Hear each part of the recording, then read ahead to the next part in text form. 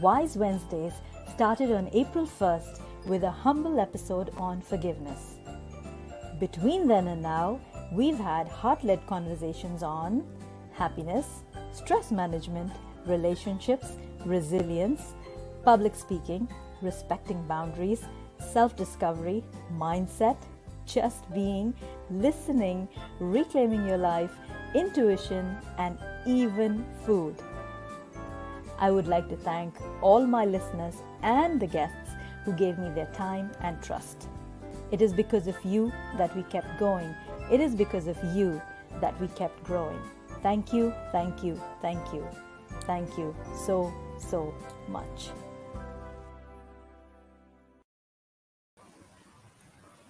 Hello everyone. Welcome to episode 37 of Wise Wednesdays with RK. I have today with me Randy, who's joining us all the way from the US, and he is this amazing person, an advocate of kindness. He is an author, a podcast host, a passionate speaker, and a dad, and someone who I got drawn to on LinkedIn because of the posts that he was sharing around kindness, and kindness being one value that I've been talking about quite loudly and aggressively. I felt this is the person to bring on stage on Wise Wednesdays. So here we go. Welcome to the show, Randy, and thank you for saying yes. Thank you so, so much. Oh, thank you so much for considering having me on your show, Rukia. I appreciate it so much. I thank you for giving me this opportunity. Now, tell me, I'm probably going to be slaughtering your name. I want to pronounce it the right way. How do you pronounce your name? Oh, you got it right. And I hope I got yours right too. You did. You did. Yes. Rukia? Yes, Rukia. You can call me Rukia or you can call me RK. It's up to you. Okay, that'll be easier. Yes. I won't embarrass you or embarrass me. No, perfectly fine. So what happens on Wise Wednesdays is I bring people from my social circle on and share them with my circle of genius, as I call them. And what struck out for me was the fact that you're speaking about kindness, and your whole agenda, as I was saying, is relate around that value. And when we decided to have you on board, you said Kindness by Design is also a program that you have. Yeah. Yeah. So tell us more about that and a little bit about yourself as well, please. Well, Kindness by Design is a program I'm still in the process of finalizing, but it's a course to help people define their personal culture. It's a personal culture creation system. And I've actually changed the name to Positive Engagement Power, and because kindness is a positive engagement power, and there are specific behaviors that all of us can develop to have that positive engagement power, like the ability to listen well, treating others with integrity, respect, and all of those things are embraced in the circle of kindness, really. And so that's a program to work with individuals, help them identify the behaviors that they want to have in their lives in order to be able to create a world-class, caring brand for themselves. And that's what Kindness by Design is all about, or now positive engagement power culture creation system. Yes, which is would it be? How do you pronounce the name of the institute? My website is PEPOK Institute. It's the PEPOK Institute, and the reason I chose PEPOK, just so I could have a conversation piece and make it hard for people to pronounce. No, that's not. But PEPOK stands for Positive Engagement and Economic Power of Kindness. And kindness really is a currency that we can use in our personal lives and in our organizations that has great economic power. And when I say economic, I'm not just talking about financial power. I'm talking about power to bring people together, to collaborate, to create opportunities for growth and prosperity. And so that's why I chose that. Makes sense. And I like what you say about its economic power, because people see it when they say economic power, people just look at the money aspect of it. But I think it's beyond money, right? At the end of the day, it's about a human. Yeah. It's human. It's to be able to connect to somebody and to give to them a sense of belonging is kindness. It absolutely is. The interesting thing is, okay, for me, and I know there's a lot of people out there that are probably going to disagree with me, but I think the money is secondary. The money's secondary because when we take the time, for example, inside an organization, I've worked for organizations where all they focused on was the bottom line, money, money, money, money, money, harping on the bottom line. When that happens, people don't matter. They lose sight of the people that are helping them to be able to get that money. Whereas if you're looking at things from a kindness perspective and from a caring culture perspective, so I also work with another great program called Culture Wise, which is for organizations, Yes. which is the organizational version of positive engagement power.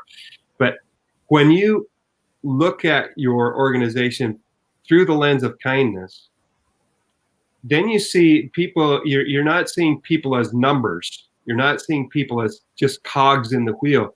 You're seeing human beings. You know, one of the big challenges a lot of organizations have is it's like somehow they forget the fact that the people, everybody that's working there, whether they're inside or outside the organization, when they're at work or at home, they're still human. Yeah. And they all have human needs. Those needs don't magically get dumped at the door. There's not a box sitting there when you go inside the building, you know, oh, dump your human needs here, you know. And there's not a single person inside that organization that doesn't have the exact same needs. You know, they may not need them in the same proportion or anything like that, but we all have mental, emotional, physical, and spiritual needs. Doesn't matter who you are because we're being human beings. And so, you know, when you can look at that and remember that from the lens of kindness, then you treat people in ways that are going to bring out the best in them. You see the goodness in them. You give praise. You allow them. You give them a voice and allow them to be heard. And what happens? We all know what happens. You and I both know. Everybody in your audience knows and understand what happens when you feel like somebody cares about you. When you feel like they have you, you know, when they have your interest at heart, you feel loyalty to that person. And the same thing, you feel loyalty to an organization that has your back. And so what does that do from, you know, what does that make you want to do for the organization? You want to just be lazy and just sit there and not do anything. You want to be up and being productive and working and coming up with creative innovations and all those things. That's what happens when you unleash kindness inside the organization. True that. So we've got people watching. We've got Cindy watching from the US. We've got Gaurav watching from here in the UAE, and a couple of others. I'm using StreamYard, guys, so I can't really see until you tell me a hello or a hi. And in case you're new to the platform, give us a gesture of kindness and give the page a like, the channel, the YouTube channel, a subscribe, please, so that you can be part of conversations and engage with us. Gaurav says kindness is a virtue, and he adds that kindness connects us as humans. Cindy says hi to us. So tell me, how did you get into this? I mean, of course, as children, we're taught to be kind, we're taught to be, you know, mindful, I mean, to be grateful.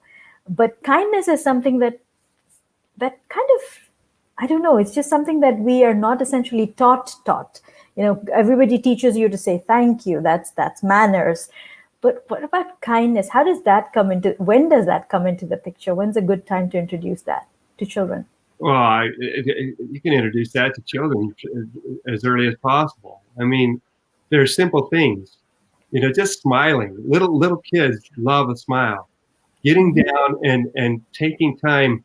You know, I was just reading a story today about a father who, you know, the wife had to leave. They had a 2-year-old daughter, or not a 2-year, a 1-year-old daughter, sitting in the high chair, eating pizza. And the father paid attention to her when the mother left, and he's sitting there, you know, kind of playing with her a little bit, and she was all happy and everything. But then he pulled out his phone and started looking at his phone. And it's the little girl started throwing chunks of pizza, pulling him up, throwing chunks of pizza, trying to get his attention. And he realized, even at that young age, she just wanted his attention. Well, we can take time to do little things. My daughters like to play with Barbie dolls when they were little, and getting down on the floor and playing with the Barbie dolls or doing other little things, even though it may seem a little bit unmanly for some men to do that or whatever, but taking time, even with little kids, that's when it starts. Get down and play and have fun and make those memories. I wish I had learned that better when my kids, who are now older, were younger. But I'll tell you what, I've got a grandchild coming, and I'm going to spoil that kid rotten. We tend to do that, right? We learn and then we pass it on. Yeah, well, and I can hear my daughter now. I said, "Dad, you didn't do some of this stuff with me." Well, honey, I was learning. I'm sorry. You want to get down and do it now with me? Yeah, I've done that too with my mom. It's like, excuse me, how come you were strict with me and not with these two? I've got two grown-ups as well, grown children. They're in university. And so when we fly home, I know my mom used to be very, very strict about certain things. So for me, it was like, when she is lenient with my children, I'm like, how can you not have rules for them? But that's the way the cookie crumbles, I guess. Well, it's like I tell my daughter, I said, I was a father in embryo at the time, I was learning how to be a father. And, now I've learned a lot of things. For example, my youngest daughter, I mean, I do stuff with her that I never did with my older daughters. Yeah, that too. Learning. Yep, we're all learning. We get better with each child. Yep. So we have a question here from Cindy, who says, what do you think of the statement, kill them with kindness, when someone is being nasty? Does this apply? Well, it's interesting. Kill them with kindness is kind of what I call an oxymoron in that statement. It's like, kill them in kindness, kill and kind. They don't quite go together. But I have found that to be possible. When someone is not being kind, when somebody's being a jerk, if I respond with calmness, 9 times out of 10, I can deflate the situation. Yeah. We also had, can I share just a quick little story? Yes, please. Moved into a new neighborhood, and I walk around. I like to walk around and go around and get to know my neighbors. I go around and say hi. I introduce myself and stuff like that. And moved into this new neighborhood, and there was one particular man that had a reputation in our neighborhood as being the neighborhood grouch. He was just his reputation preceded him. People told me, "Oh, you don't want to deal with him because he's just grumpy all the time." And I went and talked to him. I went and introduced myself to him anyway, and he was nice enough when I talked to him. But he kind of, I could tell why they said what they said. But I determined I was going to make friends with him. And it was close to wintertime, and there was a lot of snow coming. And the first snowstorm, I shoveled my sidewalk. Then I walked over and I started shoveling his. I started shoveling his driveway. And he came out and he was all, "What are you doing out here? What the, I can take care of my driveway." He said, "I don't need your," I said, "Oh, hey, I'm just trying to be a neighbor and help." And he's, "I don't need your help." And I was like, okay. And I was trying to stay calm, and I had a sense of humor come over me. I just said to him, I said, "Okay, well, I won't help you, but will you allow me to get some exercise? I'm a fat guy. I need to lose some weight. I need to get some exercise. Will you allow a fat guy to get some exercise to lose weight?" And he just looked at me, and I saw the slightest twinge. It was kind of like he was trying not to smile. I saw the slightest twinge. He's like, "Oh, okay." And then he just walked in the house, slammed the door. Well, the next day, 2 or 3 days later, we had another big storm. So I went over and I started shoveling snow again. He comes out, and he says, "Are you here again?" I said, "Yeah, I'm just getting my fat guy exercise." And he's like, oh, okay. He walks in the house, slams the door again. But 5 minutes later, he came out. He was dressed, and he came out, and we started shoveling together. And he didn't say much. I talked to him just a little bit, asked him a couple of questions, and that was it. But then we started shoveling together. I started going over, and that, broke the ice. No pun intended. Yeah, of course. Actually, pun intended. But no, we started talking. I started getting to know him, and interestingly, over time, he looked forward to having me come, and we talked about various things. I found out about his family. I told him about my family, and we got to be friends. And an interesting thing happened. He started being nice to people in the neighborhood.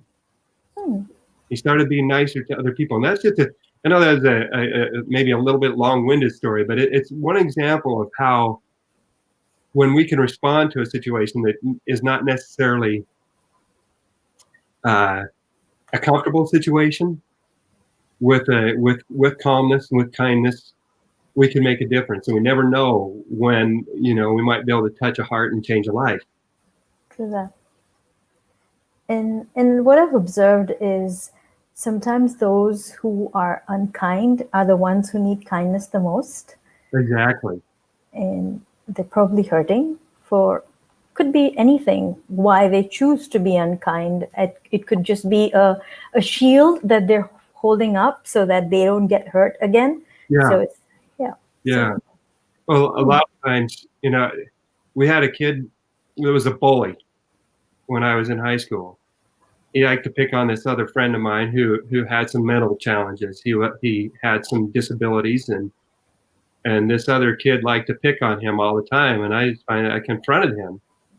I said, listen, I don't know why you're acting like the jerk you are, but you're being a jerk, and it's not okay. It's not okay to treat Eric this way. It's not okay. I know. And I just said to him, I said, I know that inside you, there's a good person. This is in high school. I know there's inside you, there's a good person, and you don't have to treat people that way. It doesn't help you win any friends. And interestingly, we didn't become good friends after that, but after that, he stopped picking on my friend Eric, and he started actually saying hi and being nicer. And it's amazing how, again, just simple actions, simple things. If you're willing to have the courage to do something, you never know when you can change a life. Absolutely. Can I throw one other thing out there, RK? Yes. Listen, it's your stage, it's your time. People are here to listen to you. So please tell us all that you have. Well, I thank you so much. I wrote a book last year called The Kindness Giver's Formula. Yes. I was inspired to write that. Particularly, I was driven to write it after all the shootings that we had here in America last year. There's a bunch of people that were killed in Texas, a bunch of people shot and killed in California. We'd had a big, incident in Nevada where people had been shot. Yes. And I couldn't sit back and not do anything. So I wrote my book, The Kindness Giver's Formula, simple 45-minute read, little tiny book. In fact, I got a copy right here. That's The Kindness Giver's Formula. Because I've got the green screen on, the world shows up kind of weird looking there. But yeah, I was just wondering, how did that happen? It's a see-through world. The cover it was actually looking like it's see-through. Yeah, it actually looks like it's see-through on the other side. So yeah, I can see that if I move it back and forth. I'm magic. Ooh, it's a magical book that's see-through. Well, there's a magical formula in here, and it's a very thin book. It only takes like 45 minutes to read. My whole reason for bringing up, one of the things that I shared in that book was the fact that somebody asked me, can kindness stop a bullet? And I said, no, it can't. Once it's been fired, kindness isn't going to stop it. Somebody might dive in front of the bullet to save somebody else. That would be an act of kindness. That would be nice. Yeah. But kindness can't stop a bullet. But I said, but what kindness can do, in reality, it can possibly prevent the bullet from being fired in the first place. True. If someone I can't help but wonder if some of these perpetrators of these acts have been treated a little more kindly at some point, that they might not have taken the action that they did. I can share a story, in 1999, I think it was, when the Columbine shootings happened here at Columbine High School in the United States. There were 20 people that were killed, or 16 people that were killed, something like that. A bunch of high school students and a teacher and other things like that. And the perpetrators were two students that went to school with a bunch of guns. And there was a young man named John that was hiding under a table in the library. And one of the shooters came in and said, "Who's in here?" And of course he said, "Come out now. I'm gonna just start shooting." And so he stood up. John stood up and said, "Hey, Dylan," Dylan Klebold, he knew him. "Hey, Dylan, what are you doing?" "Oh, we're just walking around shooting people." And of course, he said, and he just says, "So are you going to shoot me?" And he said, "No, John, I'm not going to shoot you because you were nice to me. You were nice to me. Run, John, run." And so he ran. But I mean, think about that. Because he was nice to him, that in that case, it prevented a bullet from being fired. And I can't help but wonder how many more of these incidents could be prevented if they're, would be avoided, I should say, maybe not prevented, but avoided, if we had a little more kindness in the world, if we were treating more people with kindness. I do agree with you. Not sorry for bringing that somber. I mean, that's a bit of a somber note, but it's powerful. It's a powerful message. It's a powerful message, and I'm letting it sink in. It's definitely powerful because, as you rightfully said, so many things can be avoided just with a single act of kindness. So people know that they're being listened to. People know that they're being heard. People know that they're being validated, because all of that is so important. Sometimes as children with parents busy with work and everything else under the sun, we feel left out. And when that happens, there's so many things that go on in a child's mind that could kind of snowball into any kind of behavior. It's just a bit of kindness, a bit of time. That's all that makes a difference. Thank you for sharing that. Oh, you're welcome. You're welcome. And I know you have a 4-step formula. I do. Please tell us about that. It's in this book. The magical book that you shouldn't judge by the cover, because it is magical after all. It's the green screen behind me. If I take it off, it'll show up, but then it'll be scary looking because I've got a straight green wall. So, but if you look at the title, I'll start bouncing around here. 4 simple steps for restoring light, hope, love, unity, and peace to our troubled world. Yes. There are 4 simple steps. Every day we can get up and look in the mirror and say, "I'm going to be a kindness giver today." I mean, and put that top of mind right at the beginning of the day. I'm going to be a kindness giver. I am kindness. I can do this. And then I'm going to stop you there. I'm going to ask our viewers, and I know there are a few of you watching. So please type in comments saying, "I'm a kindness giver." Let's work through this, the 4 steps with Randy. Yes, so please write in comments saying, "I am a kindness giver," as he shares the steps forward. Yes. Yeah. Well, and so then the next step is to take a few minutes and think about your day. Who are you going to be with? Where are you going to be? What are you going to be doing? And then think about and plan out in your mind some potential opportunities to be kind in those situations. For example, if I know I'm going to be driving somewhere, okay, I'm going to be a kind driver. If someone's trying to get into my lane, I'm going to slow down and let them get into the lane. I'm going grocery shopping. I might be able to hold the door for somebody, or take a cart for somebody, or help somebody carry their groceries, or whatever it might be. Even in this time of the pandemic, you can still do little things to show kindness. Or I'm going to be going into the office or going somewhere. I can tell John that he did a great job on that presentation, or whatever it is. If you're going to be in a virtual meeting, you can say, "Hey, thank you so much for your help." Anyway, so think of and plan ways that you can be kind. And then the third step is to go forward and look for opportunities to be kind and act on them, as many as reasonably possible. Hmm. And I say, put your kindness antennas up, be looking, put your Sensors. looking for opportunities to be kind and then act on them. Again, they don't have to be anything big or elaborate. I can do the dishes for my wife or my children, or help load the dishes. I can make my bed. I can clean up the bathroom. I can do simple little things that make life easier for my sweetheart or for my children, or and whatever your situation is, think about your situation. I'm talking about mine, but think about your situation, little things that you can do, and then look for those and act on them.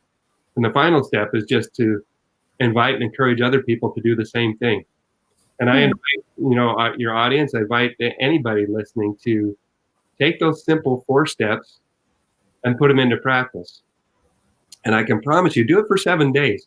I've had people who are very kind people that are, the kindness is just kind of part of their lifestyle and everything. But they've come back to me and said, I always try to be kind, but it's interesting when I put those steps into practice every day, I started noticing things that had been around me the whole time. I started noticing all these things that had been there that I hadn't noticed before because I wasn't paying close enough attention. When Hmm. I intentionally looked for opportunities to be kind, I was amazed at how many things I saw, how many ways I found it. I just got done doing a Dare to Embrace Kindness 30-day challenge. And some of the feedback I've gotten is that, people were thinking, I didn't realize how all these little things I do were actually acts of kindness. I didn't Hmm. think about it. They're just things that I do and I kind of take for granted. But it's now that because part of the challenge is to, post things on the wall of wins in this app that, by Enjoy Global. And, they consciously, write up, okay, I did this and I did it. They have three wins that they can post. He said, and without fail, everybody said, because of that, I started realizing, hey, I'm doing all these different things. I feel pretty. That makes me feel pretty good, and now I know I'm doing, good things for other people, and hopefully it's making them feel good. I mean, they knew they were doing them before, but they didn't. They took it for granted. They didn't really Right. count it as or notice it or think about it as being kind. So So it's kind of like identifying what you're doing and then doing it more consciously so that yeah, you do more of it. it's an intentional thing. It's an intentional action every day, and I get up when I think about, and every day I say, I'm going to be a kindness giver today. That puts it at top of mind, and it makes me be thinking about, okay, new day, new opportunities. So, True that. True that. yeah, My favorite is to smile at the lady at the counter, who's so busy taking groceries, and nobody says thank you. And there are times when you say thank you and they don't even hear because they're just not used to it. They don't know whether you're saying it to them or to the person beside you. So yeah. it's they become immune, if I may call it that, to receiving because they're just so used to doing their daily stuff. And yeah. It's amazing how a simple thank you and Mhm. a smile can make someone's day. True. I was traveling once. I used to travel a lot as a consultant. I was traveling. I was in Louisiana. I was in a hotel. And I'm not shy by any means. I mean, I don't have any problem talking to people. I can talk to anybody. But every once in a while, I have these weird episodes where, for some reason, I feel nervous to just say hi to somebody. I don't know why. I don't know why that happens, but sometimes it just comes on me. And I was in a hotel, and I had this lady, one of the cleaning ladies, coming at me or coming towards me, and we were walking down the hall. She's walking towards me, and I felt like I should say hi and tell her thank you, but I was nervous. I was just like, oh, I don't know. And then as I thought to myself, you could do this. You don't need to be. What are you nervous about? Just do it. So I did. I said, hey, I just wanted to say thank you for all that you do to make my stay comfortable when I come here. I appreciate all your efforts. And I smiled at her, and she looked up at me. She stopped, dead stop. And no, she looked up at me and said, I've worked here for 4 years. You're the first person that has ever said thank you to me. Mm. And it tugged my heartstrings. I was so glad after I got done. I mean, after she walked away, after I, walked away, I was so glad that I had the courage to just smile and say thank you. And she had tears in her eyes. I can imagine. Yes. That you're the first person, and my heart just melted. I was like, really? Yeah. And after that, I just left a little. I was there for like 3 or 4 days. I can't remember. I just left little notes. Every time I got up in the morning, I left a note on my stand saying thank you to the cleaning people for taking care of my room and making it comfortable for me. And I got little notes back. Oh, thank you for saying thank you. So it was good. Yep. Yep. Little things make a difference. True that. They definitely do. We go to gatherings, we go to parties, and the staff who's cleaning after us. If it's taking longer for us to close down the party, and there's a mess, and they're tidying up, and they're working overtime, nobody acknowledges that. I feel so bad that nobody, it's like taken for granted that this is their job and they're doing it. Yes, their job finished at 12, but just because you're carrying on with your fun and frolic, they have to work until later, and they're doing so without complaining. At least show some courtesy. I think that's the bare minimum that you could do for someone like that. Absolutely. I had a friend of mine who, whenever we had, in one company I worked with, whenever we had a business party or something where it involved other people, staying and taking care of things, he always had us make sure we cleaned up what we could, but then he also left a big tip. He always left a big tip for them. That makes a difference. So we have a question here from Nishi who says, how to find out who really needs it, especially when you are financially helping people? The giver never ends up losing money. Okay, so are they just making a statement? Sorry. The giver ends up losing money. So what she's talking about is helping people financially, acts of kindness when you're doing charity. So how do you identify, how do you understand who specially needs your help? And because, sometimes people bluff, and because you've been taken for a ride once, you feel a little hesitant to help the next time, and then the one who really needs it kind of is at loss. So I think that's what she's talking about. Yeah. Will she let us know if I got it right? I think that's that's an interesting question. It's a challenging question, because on the one hand, nobody likes to be taken, right? Nobody wants to be taken. On the other hand, why it makes me wonder, and I've been in that situation, and say, okay, well, what are my motives for giving in the first place? Am I giving because I hope that people are going to see me and I'm going to get some kind of reward? Am I doing what I'm doing because I'm going to get praise of the world for it? Or, I know that there have been times I try to be, if I'm going down the street or something, I see something that needs to be done, I generally try, I don't offer a lot of money financially. If I see somebody that looks hungry or something like that, I'll say, can I get you some food? Can I get you some water? Can I get you this or that? And I help out that way. But if I do give to a charity or give to financially, I have found I've never lost, even if they've taken me, I've never lost money. It might seem that way, but kindness always boomerangs. It always comes back without fail. It may not come back from the person that we gave it to, but I have never been in a situation where I haven't when I've given kindness just out of the goodness of my heart, because I care, because I love people, because I want to help. It always comes back. I mean, the next thing I know, somebody else is doing something for me, unsolicited, and I just trust in that. I trust that if I go out and I do good and I'm kind and I have a reputation for being kind, that other people are gonna reciprocate, and my reputation will precede me. And I've had so many good, kind people on LinkedIn reach out to me, and when I needed some advice on various things, they've been more than happy, and I've been able to share with people. And so it comes full circle. I try hard not to let concern for being taken keep me from doing good and being good. Now, of course, I'm not going to go out and throw hundreds or thousands of dollars away, but it if it's $15 or $20, I don't even I try not to think about it, because yes, could that have helped? Yeah, my family, yes, but I honestly, I'm a Christian. I believe that God blesses me when I do things, and He knows what I need financially, and so if I'm doing good and doing the right things, we've always had what we needed. So True that.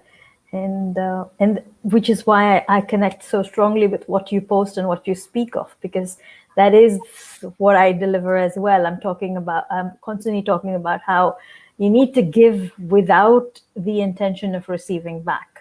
And again, I'm not referencing to what Nishi asked here. I'm talking about doing goodness, where people do good and they are constantly in that expectation of receiving back.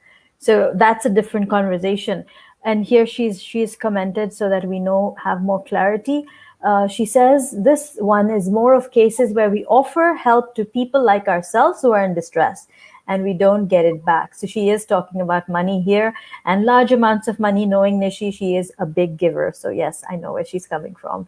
She says, in our culture, it is expected to be helping people financially when you are asked. In fact, being a martyr is a belief system. Yes. I think different cultures have different expectations. True. And I'm gonna be totally transparent. I'm not as familiar. I wish I was. I wish I was more familiar with the culture in, for example, in United Arab Emirates. Yes. You said it right, huh? Yes.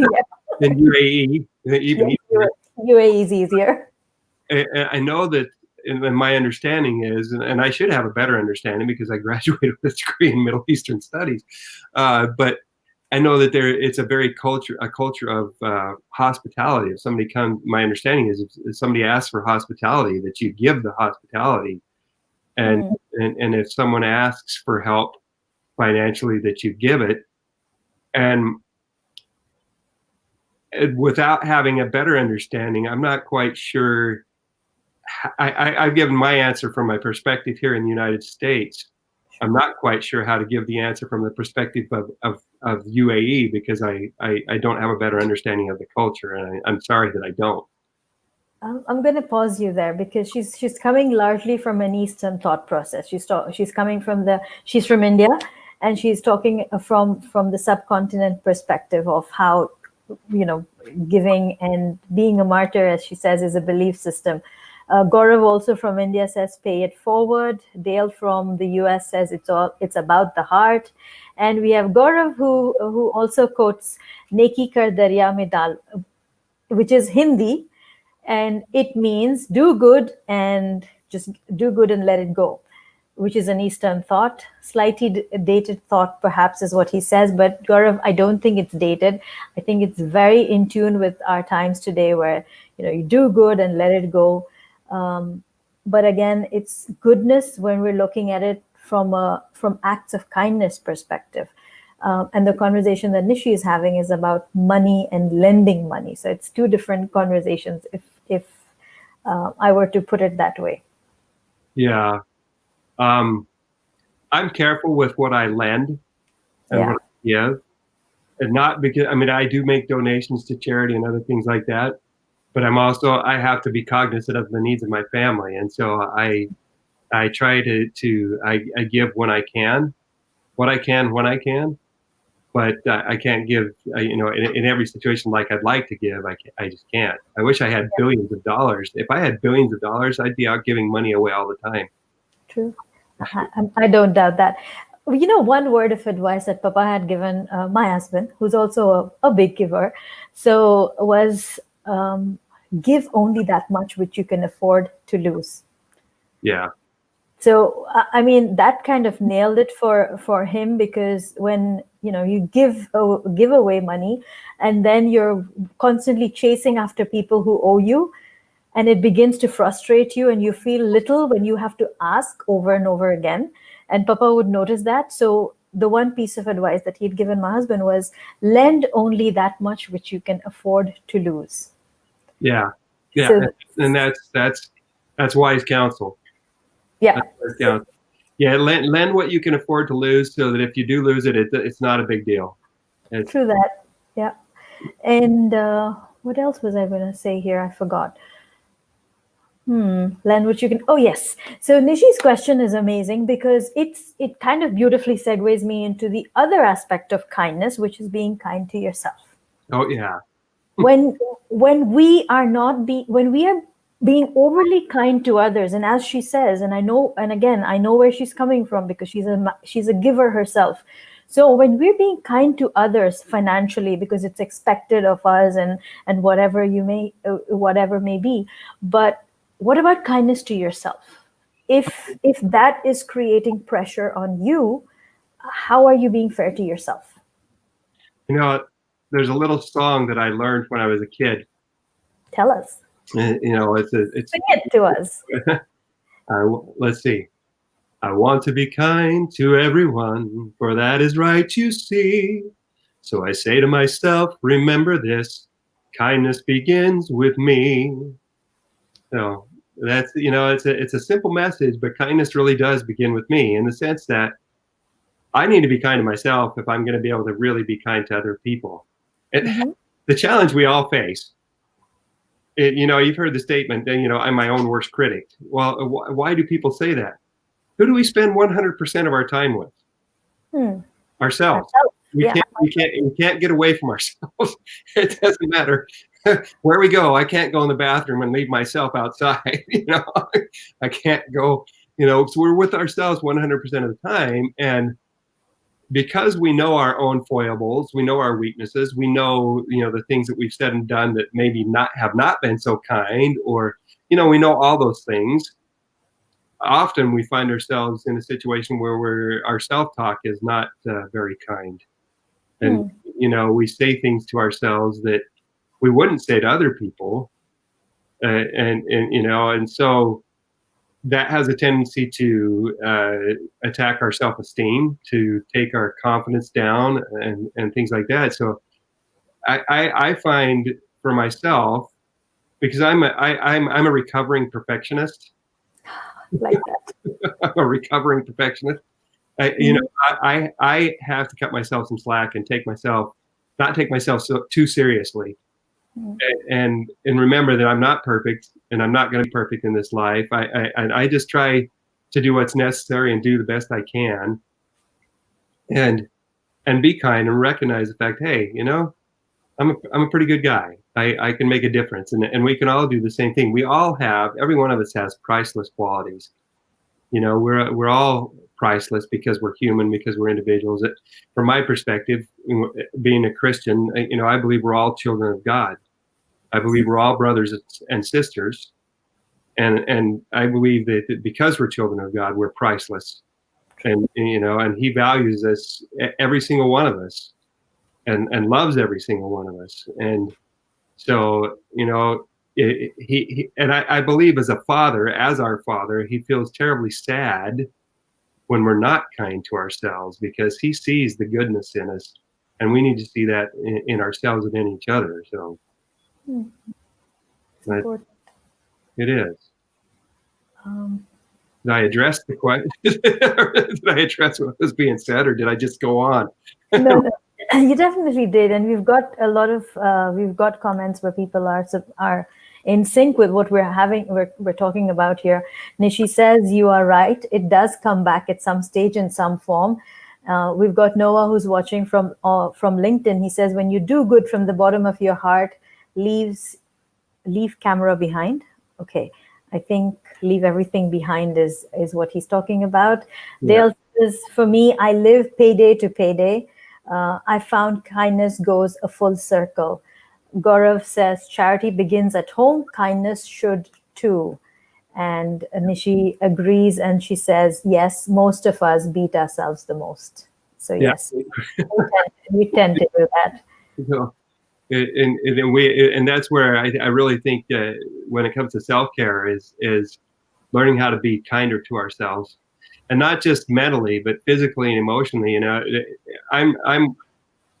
I've always had challenges, since my adult. When I grew up, I was skinny as a rail. I mean, I was just skinny kid. Hmm. But after getting married and things, and eating all my wife's good food, and traveling a lot as a consultant and other things like that, where you're not eating such good food, I've had challenges with my weight, and so I have to work hard to take care of myself physically, because our body is our production capacity. It's the housing for our minds. And so if we're not taking care of our physical body, it's going to be really hard to function and do the things that we need to do. And so there's, mentally, emotionally, spiritually, physically, all those, we need to be doing, looking at self-care in all those areas. Absolutely. Okay. 2020 has been this crazy year for everybody.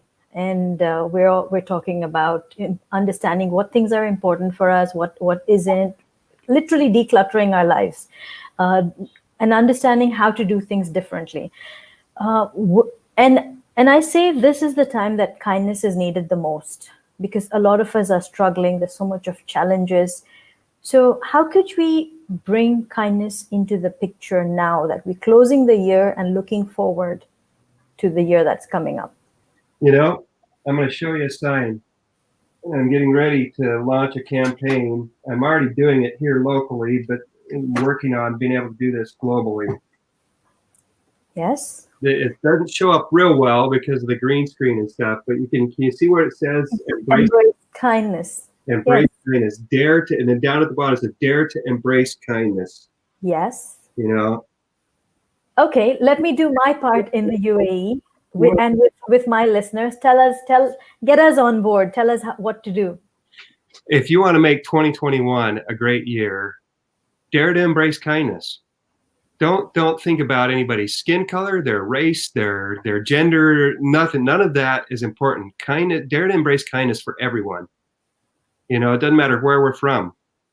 If you'll do that and implement the steps, the Kindness Givers Formula steps, we will make this year a great year.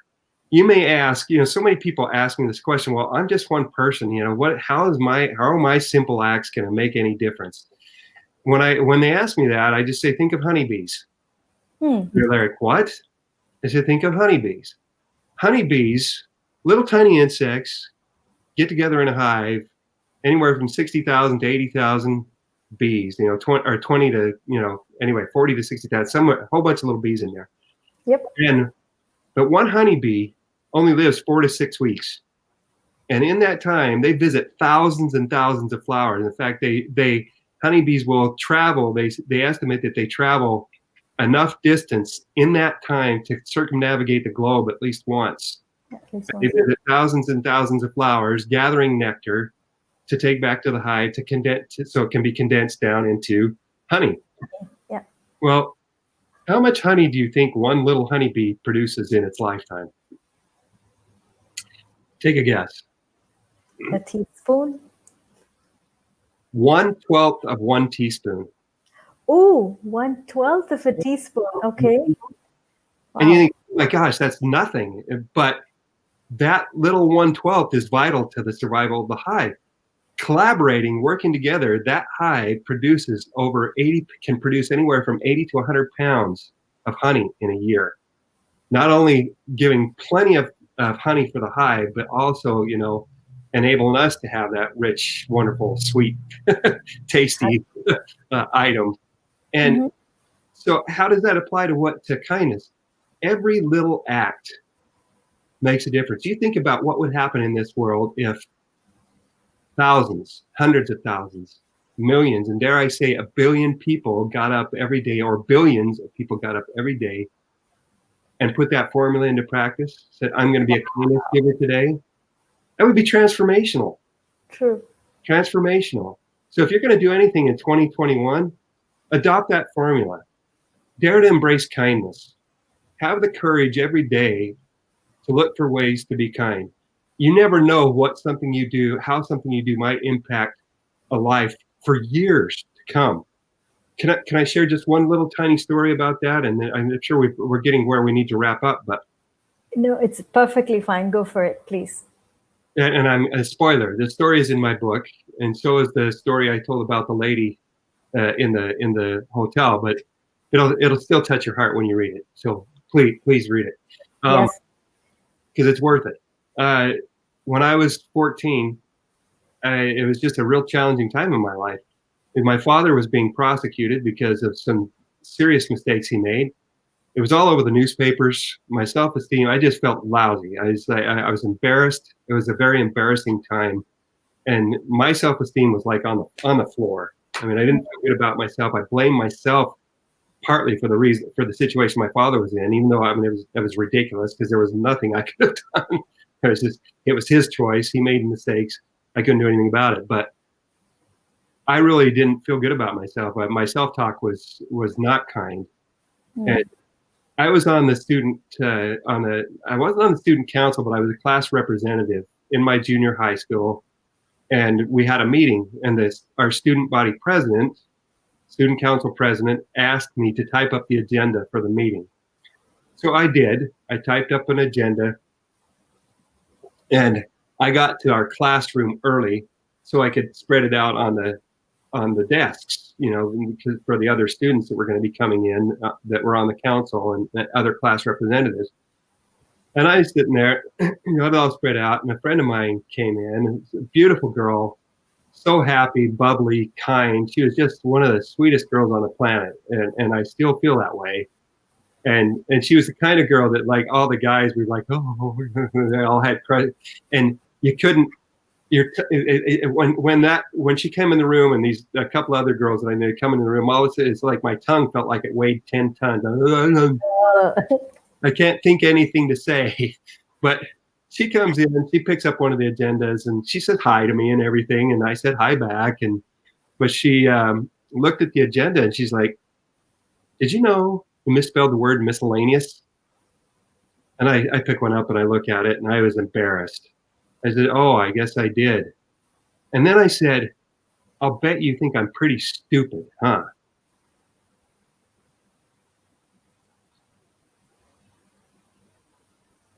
Her response to me, I'm sorry, I still get choked up about it, It's all right. because she said to me, she says, "Oh, no, I don't. I think you're pretty neat." You have no idea. I had no idea how much I needed to hear that. At that time in my life, at that point in time, I needed to hear that. And I firmly believe myself, I believe that God knew that I needed to hear that. And that she said what she said. She was a messenger for him that day. I needed to hear it. And I'll tell you, I said, "Thank you." I had to turn and leave the room. And then I ran to the boys' bathroom, went into a bathroom stall and locked the door and just cried. I sat there and cried because I needed to know someone thought that I was neat. And I've never forgotten that. That is a big part of why I do what I do. And that's one of the bigger, if I'm feeling down and discouraged, I think of my friend and think of that experience and think I need to be that ripple. I need to be a ripple pusher, meaning I need to be a kindness giver and push ripples out through time by my kindness, that maybe somebody someday will look back 35 years from now and think, "Golly, I'm glad I met Randy. Golly, I'm glad I said, that he did that for me." If I can leave a legacy where somebody, just remembers me for doing good for them, I mean, that's, what else can I ask for? I hear you. And I'll never forget my friend, and I'm going to say her name, Rochelle, my friend Rochelle Knight. I don't say it very often but I'll thank you, Rochelle. Thank you, Rochelle. Thank you for being the good person you are. Thank you. Anyway. It's so important. Yes. Yep. Never know. Simple things. You never know. Little thing you say, when a little thing you say might touch a heart, change a life, and help transform the world. And all those little acts, we can transform the world. Be determined. Dare to embrace kindness. Embrace it for everyone. No racism, no the skin color, gender, none of that matters. We're all human. We're all, and again, I'm saying, speaking from my beliefs, we're all children of God. We're all brothers and sisters. Yes. And we can make this world a better place if we're willing to put in the effort. The thing is that kindness is not hard. Yep. it's, It is. It it's is. not hard. It takes courage. It can take courage to be kind, courage to step out of your comfort zone, courage to be kind in the face of anger. It Mhm. takes it takes great courage to be kind in the face of that. But we can choose. We the beautiful thing is we have the power to choose to be kind, to choose how we respond rather than react, if that makes sense. Oh, it makes complete sense. It makes complete sense. And again, this is things that I have conversations on.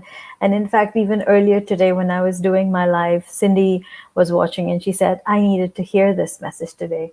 What I was talking about was what she needed." And it's like, it's beautiful how when you pay attention, you receive those messages. We have Gaurav who's giving you a thumbs up, sending you love. Cindy, Nishi says, God sends angels when we need them. He Uh, does. and He does. yes, he does. And now you've become an angel as a kindness giver. Gaurav adds, leading kindly light, one of my favorite, lead kindly light, one of my favorite lines. And Love prior to that, the song, a hymn. yes, You kindly yes, like. Love that. It's one of my yes, favorites. yes. And Mohan is watching as well, and he says, being kind with nature is also important. Oh, being kind to animals, being kind to nature. You know, being responsible, Yeah. treating everything with kindness, taking care of our planet, taking care of the animals. Doing what you can. I wish I'd been perfect at those kind of things. Being a boy, I did all kinds of stupid things when I was a kid because Hmm. boys have a tendency to do stupid things. And I wish I could go back and be nicer to them. But that's why we all learn. But now we can choose to embrace goodness and kindness to everybody and to everything. Absolutely. Um, is there something that you'd like to share with us as we close the session, as we come to the close of our session? Well, I again, just going back to dare to embrace kindness. Hmm. Dare to There, embrace kindness, and thank you. First of all, okay, I do want to say thank you, RK, for giving me this wonderful opportunity. Thank you for being so kind. It's been just a true honor for me to have this opportunity. Thank you to the audience for taking the time to listen, to share your comments and share your thoughts, and to ask great questions. I'm sure I could have maybe answered them better, but I'm grateful for the opportunity to at least share my thoughts and insights and a few things from my own experience. Um, every day, just every day, look for those opportunities. And if I were to add one more step to my formula, the final step would be to take the time at the end of the day and reflect on your experience of giving kindness and write the experiences down. Write down the thing, how they impacted you. Keep hmm. a gratitude journal, you know, and remember to smile. Remember to smile. Someday, sometime, I'll sing. I wrote a song called "Everybody Speaks Smile." In fact, I'll send you a copy of it. It's Uh, you can actually listen to it. Maybe you can share it with your audience sometime. I'd love to, because I'm known as the smile strategist. I think you know that. And I say my smile is my legacy, because my smile is actually an acronym. It's a 5-step formula. Yeah, Uh, and so my smile is my legacy. And as we share those little things, let me share with you one thing that I picked up from Papa. When we'd go walking down the street, if he saw a piece of glass on the floor or a banana peel, I'd often see him just bend down, pick it up, and throw it to a side. And I'd ask him, "Why are you doing this?" And he'd say, "Because somebody could get hurt." yeah. It, And he, it, and it's he easier. yeah, and making somebody else's path easier. So just clearing the path for someone, just making sure you've tidied up your mess, just saying a thank you. All of these are little acts and moments of kindness, and what goes around definitely comes around. So just do it with the intention of doing it, not with the intention of, I need to receive it back from the same person, because it can come back in any form, shape, person for that matter, angel. So thank you, Randy, for saying yes, for saying so kindly saying yes. We've got lots and lots of gratitude coming in. Everyone's saying it's an amazing session. Well, thank We you. have people who have cried listening to your story. Noah says was crying listening to this great story. To great Randy as a sign of kindness. Becoming Zen is awesome, says Dale. Thank you. Thank you, Gaurav, Nishi, Cindy, Noah, Mohan Coach. Thank you, everyone, for joining in and being kind in your engagement. Thank you so much. And I'm going to be posting one more post today about my new book, the Daily Dose of Positive. Mhm. So be on the lookout for that if you're on LinkedIn. Daily Dose of Positive, 90 days of timeless nuggets to enhance your life. So Awesome. I'm going to share. You could post the link over here as well on the Facebook page itself, so that those who are watching in on replay can pick it up. I They know where to you bet. find it, and also the other book. Please do Okay, share. great. Thank you. Thank you, everyone. Thank you, everyone, for tuning in. Have a lovely rest of the day. Bye bye. Bye for now. Thanks.